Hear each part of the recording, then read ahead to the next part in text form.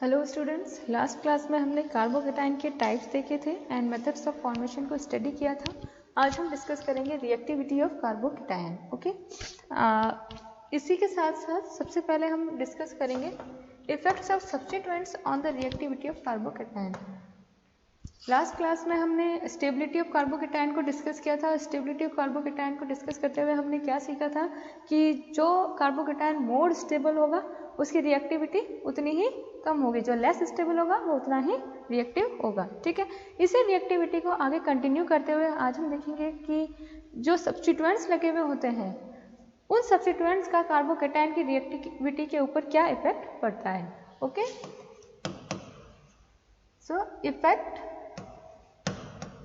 of substituents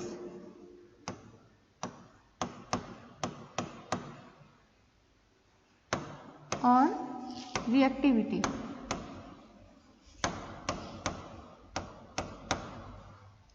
Effects of substituents on reactivity. Okay, देखिए यहाँ पे हमने क्या किया है, एक कार्बोकेटाइन है, ठीक है, कोई भी ग्रुप जुड़े हैं। देखो ये बॉन्ड्स हम यहाँ पे अभी नहीं दिखाते, ठीक है। यहाँ पे ये कार्बोकेटाइन है और यहाँ पे एक ग्रुप जुड़ा है G, ठीक है, और हमने एक और अनदर कार्बोकेटाइन लिया है, वहाँ पे भी एक अनदर ग्रुप जोड़ दिया है G, ठीक है। अच्छा, ये जो ग्रुप्स हैं हमारे, ये 2 टाइप्स के हो सकते हैं। एक तो ऐसा ग्रुप जो इलेक्ट्रॉन्स को डोनेट करें, यानी कि इलेक्ट्रॉन डोनेटिंग ग्रुप्स। दूसरा टाइप का वो ग्रुप जो इलेक्ट्रॉन्स को विड्रॉ करें, इलेक्ट्रॉन विड्रॉइंग ग्रुप।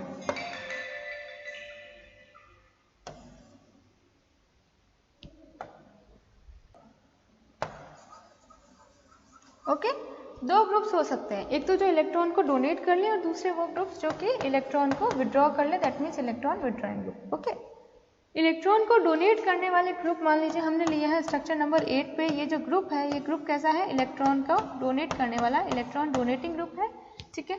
अब देखो इस केस में क्या होगा, जब यहाँ पे देखो हमारे कार्बन के पास में कैसा चार्ज है, पॉजिटिव चार्ज है, क्लियर। पॉजिटिव चार्ज के प्रेजेंस में जब हमने एक ऐसा ग्रुप जोड़ दिया है जो कि इलेक्ट्रॉन को डोनेट कर ले, तो क्या होगा, देखो यहाँ पे इस कार्बोकेटाइन की क्या टेंडेंसी, इलेक्ट्रॉन डिफिशिएंट सेंटर है और इलेक्ट्रॉन डोनेटिंग ग्रुप क्या कर रहा है, इलेक्ट्रॉन डोनेट कर रहा है ना। तो डोनेटिंग ग्रुप जैसे जैसे इलेक्ट्रॉन को डोनेट करता जाएगा वैसे वैसे इस कार्बोकेटाइन की जो इलेक्ट्रॉन डेफिशिएंसी है वो कम होती जाएगी, है ना। इलेक्ट्रॉन डेफिशिएंसी जो है वो क्या हो जाएगी, कम होती जाएगी, जिसका इसका मतलब क्या है कि जो कार्बोकेटाइन है वो कैसा हो रहा है, स्टेबल हो रहा है, ठीक है ना। तो जब इलेक्ट्रॉन डोनेटिंग ग्रुप हम ऐड करते हैं तो उससे कार्बोकेटाइन की स्टेबिलिटी बढ़ जाती है, पॉजिटिव नेगेटिव इंटरेक्शन हो जाता है, दैट मीन्स कार्बोकेटाइन जो है वो क्या हो गया है, स्टेबल हो गया है, स्टेबल कंडीशन आ गई है इसके अंदर, ठीक है। नेक्स्ट सेकेंड स्ट्रक्चर के ऊपर मूव कीजिए। सेकेंड स्ट्रक्चर के अंदर आप क्या देख रहे हैं, यहाँ पे हमने कार्बोकेटाइन लिया है और इस केस में हम जो ग्रुप ले रहे हैं G, ये ग्रुप कैसा है, इलेक्ट्रॉन को विड्रॉ करने वाला ग्रुप है, कार्बन से इलेक्ट्रॉन को विड्रॉ कर रहा है। जैसे जैसे कार्बन के पास में इलेक्ट्रॉन की कमी हो जाएगी, यहाँ से इस बॉन्ड के इलेक्ट्रॉन भी विड्रॉ हो जाएंगे और ये विड्रॉ होकर के कहाँ आ जाते हैं, ग्रुप G के पास में, क्योंकि यहाँ पे ग्रुप G क्या है, इलेक्ट्रॉन विड्रॉइंग ग्रुप हमने लिया है। G कैसा ग्रुप है, इलेक्ट्रॉन विड्रॉइंग ग्रुप, ठीक है। तो इलेक्ट्रॉन विड्रॉइंग ग्रुप क्या करेगा, इलेक्ट्रॉन्स को अपनी तरफ अट्रैक्ट कर लेगा, जिससे क्या होगा, देखो कार्बन के पास में इलेक्ट्रॉन की डेफिशिएंसी हो जाएगी, ठीक है। तो कार्बन के पास में जो इलेक्ट्रॉन डेफिशिएंसी, पहले से ही कार्बोकेटाइन है यानी कि इलेक्ट्रॉन डेफिशिएंट स्पीसीज है, इलेक्ट्रॉन डेफिशिएंट स्पीसीज है, ठीक है। और इलेक्ट्रॉन विड्रॉइंग ग्रुप अपने जोड़ दिया है यहाँ पे, तो उससे क्या हो जाएगी, कार्बोकेटाइन की डेफिशिएंसी और इंक्रीज हो जाएगी, डेफिशिएंसी और इंक्रीज हो जाएगी। दैट मीन्स जो इलेक्ट्रोपॉजिटिव चार्ज है कार्बोकेटाइन का, जो इलेक्ट्रोपॉजिटिव चार्ज है वो क्या हो रहा है, इंक्रीज हो रहा है। दैट मीन्स जितना ज्यादा इलेक्ट्रोपॉजिटिव चार्ज होगा कार्बोकेटाइन की रिएक्टिविटी क्या हो जाएगी, बढ़ जाएगी, रिएक्टिविटी इंक्रीज हो रही है, ठीक है। और इसकी जो स्टेबिलिटी है वो क्या हो रही है, डिक्रीज हो रही है। तो ये जो है वो लेस स्टेबल रहेंगे। और क्योंकि यहाँ पे इलेक्ट्रॉन डेंसिटी जो है वो बहुत ज़्यादा डिक्रीज होती जा रही है इलेक्ट्रॉन विड्रॉइंग ग्रुप की वजह से, तो उस केस में क्या हो जा रहा है, इलेक्ट्रॉन की ये जो कार्बोकेटायन है उसकी डेफिशिएंसी इंक्रीज हो रही है। अगर हम इस सिस्टम के अंदर Nu- डालें तो सबसे पहले रिएक्ट कौन करेगा, स्ट्रक्चर नंबर सेकंड, क्योंकि स्ट्रक्चर नंबर फर्स्ट के केस में क्या हो रहा है, इलेक्ट्रॉन डोनेटिंग ग्रुप प्रेजेंट है और इलेक्ट्रॉन डोनेटिंग ग्रुप की प्रेजेंस में क्या हो रहा है, इस कार्बोकेटायन का जो पॉजिटिव चार्ज है, जो इलेक्ट्रॉन डेफिशिएंसी है वो क्या हो रही है, डिक्रीज हो रही है। और जबकि स्ट्रक्चर नंबर सेकंड के अंदर इलेक्ट्रॉन विड्रॉइंग ग्रुप की प्रेजेंस में इलेक्ट्रॉन डेफिशिएंसी जो है वो इंक्रीज हो रही है, यानी कि इलेक्ट्रॉन की कमी जो है वो बढ़ रही है। दैट मीन्स जो अगर हम यहाँ पे न्यूक्लियोफाइल को ऐड करवाते हैं, Nu- को ऐड करवाते हैं, तो नेगेटिव चार्ज किसके पास में जल्दी जाएगा, जहाँ पे पॉजिटिव यानी जिसके पास में इलेक्ट्रॉन्स की कमी होगी उसके पास में जल्दी जाएगा। तो ज्यादा इलेक्ट्रॉन की कमी कौन से स्ट्रक्चर में देखने को मिल रही है, स्ट्रक्चर नंबर सेकंड में। क्लियर। तो यहाँ पे देखो स्टेबल नहीं है स्ट्रक्चर नंबर सेकंड, और वो क्या है, मोर रिएक्टिव है as compare to structure number first. और स्ट्रक्चर नंबर फर्स्ट जो है वो स्टेबल है and it is less reactive. Less reactive क्यों है, क्योंकि इसके स्ट्रक्चर के अंदर ही इंटरनली इसको स्टेबलाइज किया जा रहा है इलेक्ट्रॉन डोनेटिंग ग्रुप से। क्लियर। अच्छा, नेक्स्ट देखिए यहाँ पे हम बात करते हैं इनके एग्जाम्पल्स की, कि कौन कौन से ग्रुप डोनेशन का काम करेंगे, कौन कौन से ग्रुप विड्रॉ करेंगे इलेक्ट्रॉन्स को। ठीक है, देखो यहाँ पे हमने कुछ कार्बोकेटायंस के स्ट्रक्चर्स को लिया है। ठीक है, फर्स्ट स्ट्रक्चर में हमें क्या देखने को मिल रहा है, 3 मिथाइल ग्रुप्स प्रेजेंट है। सेकेंड स्ट्रक्चर के अंदर 2 मिथाइल ग्रुप्स, थर्ड के अंदर 1 मिथाइल ग्रुप है और फोर्थ के अंदर कोई भी तरीके का मिथाइल ग्रुप प्रेजेंट नहीं है। ठीक है, कल हमने डिस्कस किया था कि मिथाइल ग्रुप क्या शो करता है, इंडक्टिव इफेक्ट शो करता है। तो ये क्या करेगा, इंडक्टिव इफेक्ट के थ्रू इस कार्बोकेटायन को क्या करेगा, इलेक्ट्रॉन डोनेट करेगा। जितने ज़्यादा इंडक्टिव इफेक्ट के डोनेशन वाले ग्रुप्स होंगे उतनी ज़्यादा इस कार्बोकेटायन की स्टेबिलिटी हो जाएगी और ये क्या हो जाएगा, less reactive. Clear. Structure number second पे देखिए कितने ग्रुप से इंडक्टिव इफेक्ट के थ्रू डोनेट करने वाले, यानी कि कार्बोकेटायन को स्टेबलाइज करने वाले। तो यहाँ पे कितने ग्रुप्स है, 2 ग्रुप्स है। यहाँ पे कितने थे, 3 ग्रुप्स थे। यहाँ पे कितने हैं, 2 ग्रुप्स है। यहाँ पे 1 ग्रुप है। तो इंडक्टिव इफेक्ट के थ्रू जो स्टेबलाइजेशन है वो मिथाइल ग्रुप कर रहा है यहाँ पे, और फोर्थ के अंदर एक भी ग्रुप ऐसा नहीं है जो इसको स्टेबलाइज कर दे। ओके, दैट मीन्स हम क्या देख रहे हैं, रिएक्टिविटी का ऑर्डर क्या रहेगा, रिएक्टिविटी का क्या ऑर्डर रहेगा हमारा यहाँ पे, कि जो फर्स्ट स्ट्रक्चर है वो लीस्ट रिएक्टिव होगा, जो सेकेंड स्ट्रक्चर है वो फर्स्ट के कंपैरिजन में ज़्यादा रिएक्टिव होगा, ऐसे ही थर्ड स्ट्रक्चर जो है वो सेकेंड के कंपैरिजन में ज़्यादा रिएक्टिव होगा, और ऐसे ही फोर्थ स्ट्रक्चर जो है वो थर्ड के कंपैरिजन में ज़्यादा रिएक्टिव होगा।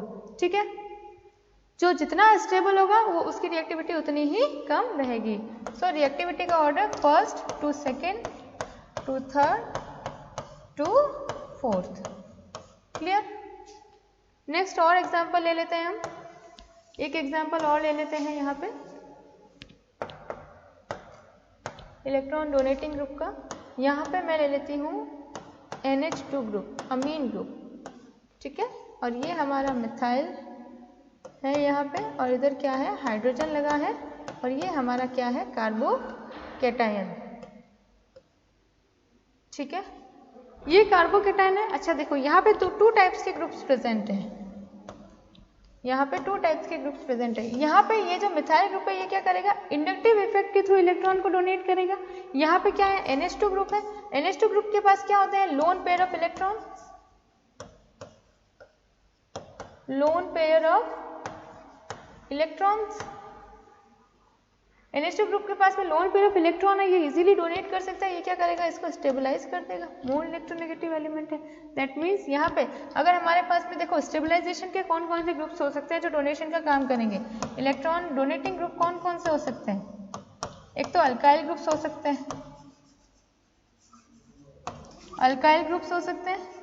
अल्काइल ग्रुप्स के अंदर भी कौन से, tertiary alkyl group, secondary alkyl groups, primary alkyl group, सारे alkyl groups, alkyl chain, long alkyl chain, सारे के सारे। ठीक है, दूसरा कौन से ग्रुप्स हो सकते हैं, lone pair containing groups, lone pair containing groups. Okay, ठीक है। तो ये इलेक्ट्रॉन को डोनेशन का काम करेंगे और कार्बोकेटाइन को स्टेबलाइज कर देते हैं। ठीक है। हेलोजन इसके अंदर एक्सेप्शन है। हेलोजन के पास में क्या होता है, मीजोमेरिक इफेक्ट शो करते हैं वो, है ना। उनके पास में लोन पेयर भी होते हैं और मो इलेक्ट्रोनेगेटिव भी होते हैं वो। तो मो इलेक्ट्रोनेगेटिविटी के थ्रू वो क्या करते हैं, इलेक्ट्रॉन्स को अपनी तरफ खींच लेते हैं, और लोन पेयर होने की वजह से वो क्या करते हैं, इलेक्ट्रॉन को डोनेशन का भी काम करते हैं। तो जो हैलाइड्स होते हैं उनके दोनों तरीके के इफेक्ट देखा जाता है, इसलिए इनको मीजोमेरिक इफेक्ट के अंदर रखा जाता है। ठीक है। नेक्स्ट आ जाता है अपन का इलेक्ट्रॉन विड्रॉइंग ग्रुप का कॉन्सेप्ट। इलेक्ट्रॉन विड्रॉइंग ग्रुप के केस में क्या होगा, देखो एग्जांपल्स लेने हैं। ये कार्बन है, यहाँ पे हमने कोई जी ग्रुप जोड़ दिया है जो कि इलेक्ट्रॉन विड्रॉ करने का नेचर रख रहा है। ठीक है। यहाँ पे एग्जांपल ले लेते हैं जी ग्रुप के अंदर NO2 ग्रुप का, NO2। ठीक है। NO2 का देखो स्ट्रक्चर कैसा होता है, ये N डबल बॉन्ड O, इस टाइप का स्ट्रक्चर होता है NO2 का। ठीक है। यहाँ पे आपका जो है कार्बन अटैच्ड है। तो ये जो NO2 ग्रुप है, यहाँ पे क्या है, देखो डबल बॉन्ड है, डबल बॉन्डेड स्पीसीज है। इसको देखो यहीं पे लिख लेती हूँ तो आपको ज़्यादा अच्छे से समझ आ जाएगा, है ना। यहीं पे लिख लेते हैं इसको। यहाँ पे ये नाइट्रोजन है, इधर एक ऑक्सीजन लगा है with we double bond attach with nitrogen, और एक जो ऑक्सीजन है वो कोऑर्डिनेशन बॉन्ड के थ्रू नाइट्रोजन से अटैच्ड है। ठीक है। जो लोन पेयर है नाइट्रोजन के वो किसके पास चले गए, कोऑर्डिनेटली इस ऑक्सीजन के पास में चले गए। ठीक है। अब देखो ये जो ग्रुप है ना, ये इलेक्ट्रॉन विड्रॉ करने का काम करता है। यहाँ पे हमारे पास में क्या है, कार्बोकेटाइन। कैसे इलेक्ट्रॉन विड्रॉ करता है, देखो नाइट्रोजन और ऑक्सीजन में से मोर इलेक्ट्रोनेगेटिविटी किसकी है, ऑक्सीजन की। ऑक्सीजन की मोर इलेक्ट्रोनेगेटिव होने की वजह से यहाँ जो डबल बॉन्ड है उसके इलेक्ट्रॉन किसकी तरफ रिसाइड कर जाते हैं, ऑक्सीजन की तरफ। और क्योंकि यहाँ पे डबल बॉन्ड के इलेक्ट्रॉन ऑक्सीजन की तरफ रिसाइड कर जाते हैं, नाइट्रोजन के पास में डेल्टा पॉजिटिव आ जाता है और ऑक्सीजन के पास में डेल्टा नेगेटिव आ जाता है। नाइट्रोजन क्या है, more electronegative element, more electronegative element. More electronegative element होने की वजह से ये अपने पास में इसकी जो इलेक्ट्रॉन डेफिशिएंसी उसको सेटिस्फाइड करना चाहेगा। ठीक है। पास में बहुत अच्छा अल्काइल ग्रुप जुड़ा हुआ है, तो ये क्या करता है, यहाँ से कार्बन से इलेक्ट्रॉन डेंसिटी को लेने का काम करता है। ठीक है। तो एज ए ये इलेक्ट्रॉन विड्रॉइंग नेचर शो करता है। ठीक है। इस तरह से ये as a electron withdrawing group काम करता है। ठीक है। इसके यहाँ पे और भी एग्जांपल्स हैं हमारे पास में, carbon C double bond OH, aldehyde group लिया है हमने। एल्डिहाइड ग्रुप के अंदर भी क्या है, देखो डबल बॉन्ड है। यहाँ पे ये क्या है, कार्बोकेटाइन है ना, ध्यान रखना। यहाँ पे क्या है हमारे पास में, डबल बॉन्ड है। डबल बॉन्ड है, ऑक्सीजन के पास में लोन पेयर ऑफ इलेक्ट्रॉन है। मोर इलेक्ट्रोनेगेटिव एलिमेंट कौन है यहाँ पे, ऑक्सीजन अगेन। तो इलेक्ट्रॉन इस डबल बॉन्ड के किसकी तरफ रिसाइड करेंगे, ऑक्सीजन की तरफ। और क्योंकि इलेक्ट्रॉन्स ऑक्सीजन की तरफ रिसाइड कर लेते हैं, कार्बन के पास में डेल्टा पॉजिटिव, ऑक्सीजन के पास में delta negative. Delta positive charge को सेटिस्फाइड करने के लिए ये क्या कार्बन क्या करेगा, कार्बोनिल कार्बन का यहाँ पे अपने पास वाले कार्बन से इलेक्ट्रॉन को विड्रॉ करेगा। ठीक है। तो इसमें कंक्लूजन क्या निकल रहा है, कंक्लूजन क्या निकल रहा है स्टूडेंट्स, कंक्लूजन यहाँ पे ये निकल रहा है कि ऐसे ग्रुप्स जिनके पास में डबल बॉन्ड प्रेजेंट है, जैसे C double bond O group हो गया, N डबल बॉन्ड O, देखो यहाँ पे भी क्या है, double bond O group present है। यहाँ पे भी क्या है, कार्बोनिल ग्रुप के पास में भी double bond O group present है। तो जहाँ पे हमारे पास में hetero atom containing double bond है, देखो अल्कीन भी होता है डबल बॉन्ड वाला, तो अल्कीन भी होता है, लेकिन इसमें हेट्रो एटम नहीं है। ठीक है ना। हेट्रो एटम अगर है डबल बॉन्ड के अंदर तो वो ग्रुप कैसे शो करते हैं, as a electron withdrawing group show करते हैं ना। Hetero atom double bond containing hetero atoms है ना, double bonds containing hetero atom. तो उस केस में क्या हो जाएगा, वो ग्रुप्स जो होंगे वो कैसे एक्ट करेंगे, as a electron withdrawing groups. ठीक है। तो ये चीज़ आई होप आपको अच्छे से क्लियर हो गई होगी कि कौन से ग्रुप्स इलेक्ट्रॉन डोनेशन का काम करेंगे और कौन से ग्रुप इलेक्ट्रॉन विड्रॉइंग नेचर का काम करेंगे, और जो इलेक्ट्रॉन विड्रॉइंग नेचर का काम करेंगे वो इलेक्ट्रॉन्स को विड्रॉ करके कार्बोकेटायन को डीस्टेबलाइज कर देते हैं, और डीस्टेबलाइज होने की वजह से यहाँ पे ये जो कार्बोकेटायन है वो मोर रिएक्टिव है, और ये वाला कार्बोकेटायन भी जो है क्या है, मोर रिएक्टिव है, जो ऊपर वाले डिस्कस किए थे उनके कंपैरेटिवली। क्लियर। नाउ आगे हम देखते हैं रिएक्शंस ऑफ कार्बोकेटायंस। ये तो आपका रिएक्टिविटी एंड स्टेबिलिटी का कॉन्सेप्ट यहाँ पे कंप्लीट होता है। अब हम देखते हैं रिएक्टिविटी ऑफ कार्बोकेटायंस। तो देखिए रिएक्टिविटी ऑफ कार्बोकेटायंस के अंदर सबसे पहले तो हम कार्बोकेटायन को ले लेते हैं। यहाँ पे हम ले लेते हैं CH3 CH2 इथाइल कार्बोकेटायन। ठीक है, देखो इलेक्ट्रॉन डेफिशिएंट सेंटर है, रिएक्टिविटी किससे शो करेगा, इलेक्ट्रॉन रिच सेंटर से। ठीक है, दैट मीन्स ये जो इलेक्ट्रॉन डेफिशिएंट सेंटर है ये एज ए E+ एक्ट करता है, और इसकी रिएक्शन हम किससे करवा सकते हैं, Nu- से। क्लियर। यहाँ पे Nu- कोई भी हो सकता है। अपन क्या करेंगे, जैसे OH- ले लेते हैं, OH- यहाँ पे क्या करेगा, एज ए Nu- एक्ट करेगा और इलेक्ट्रॉन डेफिशिएंट सेंटर पे जाके अटैक करेगा। बहुत सिंपल सी रिएक्शन है। क्या बन जाएगा, CH3 CH2 OH। ठीक है, फर्स्ट रिएक्शन हो गई किसके साथ में, Nu- के साथ में विद न्यूक्लियोफाइल्स। ठीक है, एक और एग्जांपल ले लेते हैं इसका, CH2 प्लस Cl- से रिएक्शन करा दो। ये भी क्या है, एक Nu- है, रिएक्शन कर लेगा, क्या बन जाएगा, वही अल्काइल हैलाइड। इसमें क्या बना हमने, हमारे पास अल्कोहल, इधर क्या बन गया, CH3 CH2 Cl alkyl halide. Okay, next reaction हम यहाँ पे डिस्कस करेंगे डीप्रोटोनेशन की।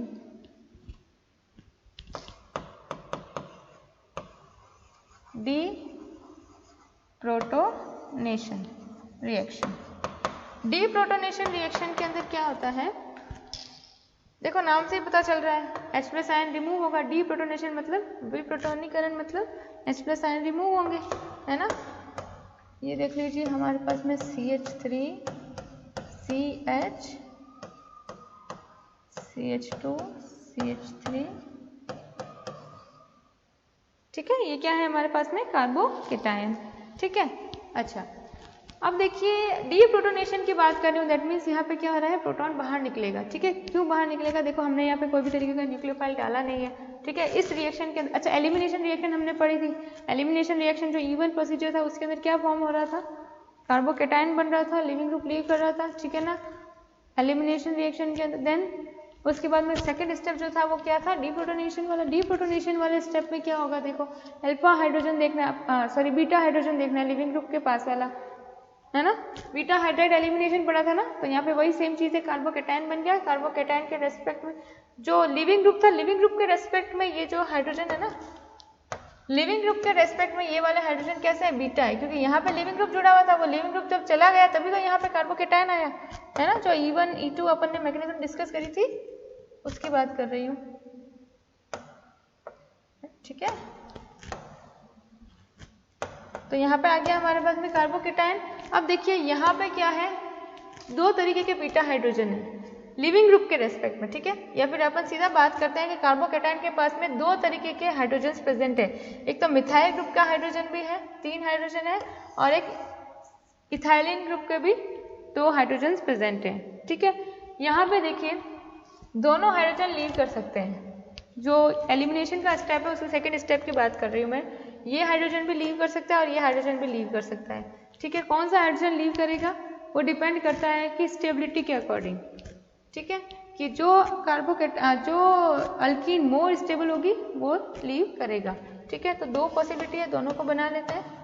मैकेनिज्म के अंदर अपन इनकी फर्दर स्टडी भी करेंगे, अभी तो इसकी सब सिर्फ रिएक्टिविटी को देख रहे हैं। देखो मान लो कि ये वाला हाइड्रोजन लीव किया है CH3 वाला, तो यहाँ पे क्या आ जाएगा, CH2 डबल बॉन्ड बन जाएगा CH, क्योंकि H+ की फॉर्म में लीव कर रहा है, H+ की फॉर्म में लीव कर जाएगा। ठीक है, तो चार्ज कैसे आ जाएगा इस कार्बन पे, माइनस चार्ज, तो माइनस और प्लस मिलके क्या कर देंगे, बॉन्ड बना देंगे, CH2 CH3। और सेकेंड पोजिशन ये तो हो गया आपका A वाला, B वाला यहाँ बना देती हूँ, क्या बनेगा CH3CH और इसके पास वाले कार्बन से एक हाइड्रोजन निकल गया H प्लस की फॉर्म में, तो क्या बन जाएगा यहाँ पे माइनस और प्लस मिलके क्या बना देंगे डबल बॉन्ड और यहाँ पे हमें क्या मिल जाएगा ये वाली अल्कीन। ठीक है, दोनों ही केस में हमें अल्कीन मिली है, लेकिन जो फर्स्ट अल्कीन है उसके अंदर देखिए सब्स्टिट्यूएंट कैसे हैं। ये देखो अल्कीन बना देते हैं, ये पहला अल्कीन है, ये है आपका फर्स्ट अल्कीन। ठीक है, अल्कीन के अंदर यहाँ पे एक हाइड्रोजन है, यहाँ पे CH2 CH3 और यहाँ पे क्या है दोनों ही हाइड्रोजन है। सब्स्टिट्यूएंट्स कितने हैं, तो सब्स्टिट्यूएंट्स कैसे काउंट करोगे, हमने स्ट्रक्चर को खोल दिया, हाइड्रोजन के अलावा ग्रुप्स ये रहा, एक सब्स्टिट्यूएंट है।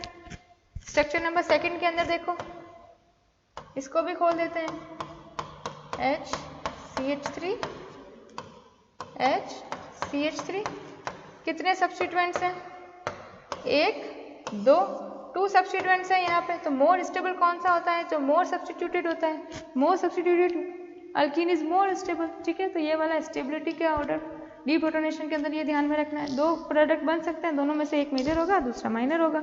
ठीक है, नेक्स्ट रिएक्शन आती है रीअरेंजमेंट रिएक्शन। रीअरेंजमेंट टाइप के रिएक्शन देखो, रीअरेंजमेंट में क्या होता है, मोर स्टेबल कार्बोकेटाइन के लिए रीअरेंजमेंट होगा। सारा फंडा किसका है, स्टेबिलिटी का ही तो है।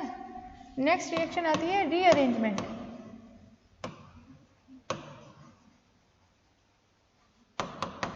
देखो रीअरेंजमेंट रिएक्शन, यहाँ पे हमारे पास में क्या है, carbocation CH3 CH3 CH3 and यहाँ पे हमारे पास में क्या है CH2 प्लस, ये हमारे पास में कार्बोकेटाइन है। ये कार्बोकेटाइन कैसा है, प्राइमरी है, सेकेंडरी है या टर्शियरी है, बताइए। तो हम कैसे बताएंगे, इस कार्बोकेटाइन का जो कार्बन है उसे देखेंगे, ये कार्बन फर्दर कितने अल्काइल ग्रुप से जुड़ा हुआ है, तो हमें दिख रहा है कि ये केवल फर्दर एक ही अल्काइल ग्रुप से जुड़ा हुआ है। तो ये किस टाइप का कार्बोकेटाइन है, प्राइमरी टाइप का कार्बोकेटाइन है। ठीक है ना, 1 degree carbocation is this, 1 degree carbocation है ये। ठीक है, 1 डिग्री कार्बोकेटाइन है ये, दैट मीन्स अब ये क्या करेगा, स्टेबल होता है क्या, 1 डिग्री कार्बोकेटाइन नहीं होता है, तो यहाँ पे पॉसिबिलिटी भी है कि ये स्टेबल हो जाए। ठीक है, तो अब ये क्या करेगा, देखो यहाँ पे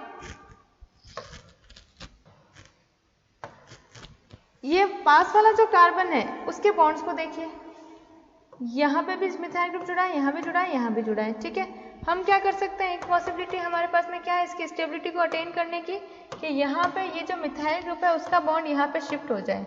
शिफ्ट करा के देख लेते हैं, जैसे ही मिथाइल ग्रुप का बॉन्ड यहाँ पे शिफ्ट कर जाएगा। बॉन्ड शिफ्ट कराने का मतलब क्या है कि ये जो मिथाइल ग्रुप है, ये जो मिथाइल ग्रुप है, ये इलेक्ट्रॉन लेकर के इस पास वाले कार्बन के पास में आएगा, that mean CH3 as a CH3 minus इस कार्बन के पास में जाएगा, प्लस माइनस मिलके बॉन्ड बन जाएंगे, क्योंकि इस बॉन्ड से इलेक्ट्रॉन किसके पास चले गए, मिथाइल ग्रुप के पास में, तो इस कार्बन के पास में कैसा चार्ज आ जाएगा, पॉजिटिव चार्ज। क्लियर, तो हम जैसे ही इस मिथाइल ग्रुप को माइग्रेट कराएंगे, जो रीअरेंजमेंट रिएक्शन है उसके अंदर क्या होता है, माइग्रेशन होता है, एडजेसेंट ग्रुप का माइग्रेशन होता है। माइग्रेशन मतलब क्या कहते हैं उसको, माइग्रेशन का मतलब होता है एक जगह से दूसरी जगह पे चले जाना, है ना। तो यहाँ पे क्या है, माइग्रेट कर जाएगा। जैसे ही ये ग्रुप माइग्रेट करेगा, ये वाले नीचे वाले तो एज इट इज थे, हमने इस ग्रुप को माइग्रेट करवाया है। माइग्रेशन से यहाँ पे CH2, ये कार्बन क्या करेगा, CH3 प्लस से माइनस से जाके प्लस और माइनस के बीच में बॉन्ड बन जाएगा, इस कार्बन के पास में क्या आ जाएगा, पॉजिटिव चार्ज। तो अब क्या बन गया, ये रीअरेंजमेंट से पुनर्विन्यास से एक नया कार्बोकेटाइन बन गया है। और ये जो नया कार्बोकेटाइन है ये कौन सा डिग्री का है, देखो जरा, ये कार्बोकेटाइन है हमारा, ये फर्दर कितने अल्काइल ग्रुप से जुड़ा है, 1 2 3। तो किस टाइप का कार्बोकेटाइन बना, 3 डिग्री कार्बोकेटाइन। 3 डिग्री कार्बोकेटाइन का फॉर्मेशन हो गया। मोर स्टेबल कौन सा होगा, अच्छा ये रीअरेंजमेंट रिएक्शन सिंपली हिट करा के हो जाती है। ठीक है, मोर स्टेबल कौन सा होगा, आपको पता है कि मोर स्टेबल होता है 3 डिग्री, जो स्टेबल होगा वही ज़्यादा बनेगा। तो 3 डिग्री कार्बोकेटाइन बन रहा है, इसलिए हमने हमारा ये क्या हो गया, रीअरेंजमेंट हो गया। ठीक है, तो बहुत सारी रिएक्शन के अंदर जहाँ पे इस टाइप का 1 डिग्री कार्बोकेटाइन है और यहाँ पे अगर पॉसिबिलिटी है 3 डिग्री कार्बोकेटाइन की, तो उनके अंदर रीअरेंजमेंट रिएक्शन होती है पहले, देन फर्दर रिएक्शन होती है। ठीक है, अब यहाँ पे ये 3 डिग्री कार्बोकेटाइन बन गया, इसके रिएक्शन करवा दो Nu- से। तो Nu- से जब रिएक्शन करवाओगे तो देखो Nu- यहाँ भी रिएक्शन कर सकता है, और Nu- यहाँ पे रिएक्शन कर सकता है ना। लेकिन मेजर प्रोडक्ट कौन सा बनेगा, इस रीअरेंज प्रोडक्ट वाला। ये वाला प्रोडक्ट कैसा होगा, मेजर होगा, और ये वाला कैसा होगा, माइनर होगा। ठीक है, बिकॉज मोर स्टेबल कार्बोकेटायन जो होता है वो ज़्यादा बनता है। ठीक है, तो आज की क्लास में इतना ही। कार्बोकेटायन का इंटरमीडिएट का जो टॉपिक है वो कंप्लीट होता है। नेक्स्ट क्लास से हम क्या करेंगे, कार्ब एनायन के इंटरमीडिएट्स के बारे में स्टडी करेंगे। Thank you everyone.